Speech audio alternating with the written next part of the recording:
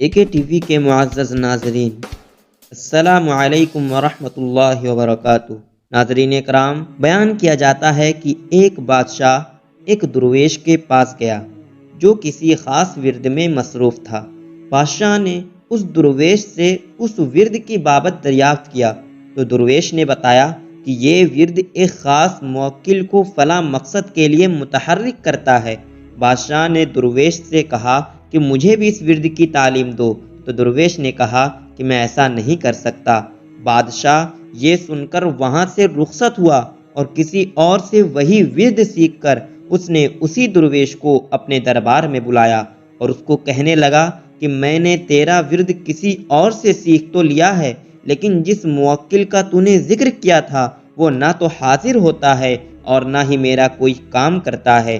اب تو مجھے بتا کہ ایسا کیوں ہے اور اس کا حل کیا ہے، یعنی میں اس ورد کو پڑھنے میں کہاں غلطی کر رہا ہوں، اور اگر تو نے مجھے نہ بتایا تو سزا کے لیے تیار ہو جا۔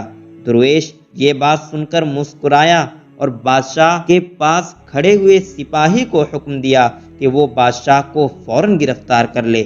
سپاہی اور بادشاہ دونوں نے حیرت سے درویش کو دیکھا کہ یہ کیا کہہ رہا ہے، شاید بادشاہ کے خوف سے اس کا دماغ الٹ گیا ہے۔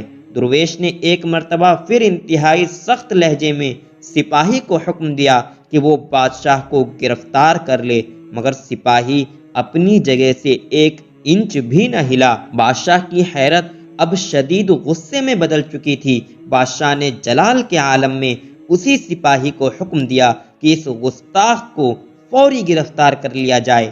یہ سن کر شاہی دربار میں موجود تمام سپاہیوں نے اپنے نیزوں اور تلواروں کا رخ درویش کی طرف کر لیا اور اسے چاروں طرف سے گھیرے میں لے لیا۔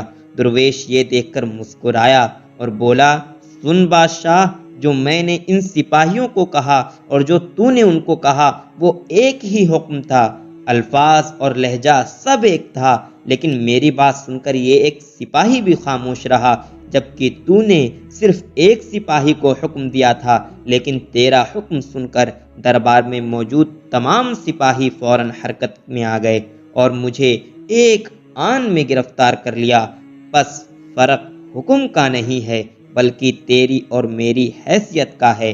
یہی سبب ہے کہ تیرے ورد پڑھنے سے وہ موکل حرکت میں کبھی نہیں آئے گا، کیونکہ روحانی دنیا میں تیری حیثیت صفر ہے۔ سوال یہ نہیں ہے کہ قرآن میں شفا ہے یا نہیں ہے، سوال یہ ہے کہ پڑھنے والا کس کردار کا مالک ہے اور اللہ سے کس قدر قربت رکھتا ہے۔ امید ہے آپ حضرات کو بات سمجھ میں آ گئی ہوگی۔ السلام علیکم ورحمۃ اللہ وبرکاتہ۔